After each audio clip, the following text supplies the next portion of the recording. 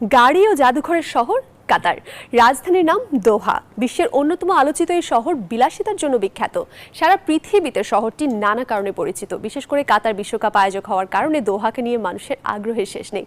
শহরটি যে জিনিসটি সবচেয়ে বেশি আকর্ষণীয় তা হলো এর শৈল্পিক সব নির্মাণ। শহরের চারপাশে শৈল্পিক কিছু না কিছু ছড়িয়ে আছেই। জাদুঘর থেকে শুরু করে বড় বড় হাইরাইজ, কোনো কিছুর নকশায় অসামঞ্জস্যপূর্ণ নয়। এমনকি ওল্ড দোহা দেখলে শতাব্দীর আদিম মুগ্ধতা আপনাকে আকর্ষণ করবে নিশ্চিত। সো চলুন আর কথা না বাড়িয়ে ফ্লাই করি এবার দোহায়।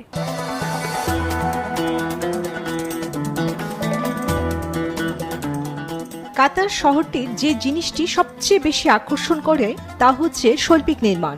দোহার চারপাশে শৈল্পিক কিছু না কিছু ছড়িয়ে আছে। জাদুঘর থেকে শুরু করে বড় বড় বিল্ডিং, কোনো কিছুই অসামঞ্জস্যপূর্ণ নয়।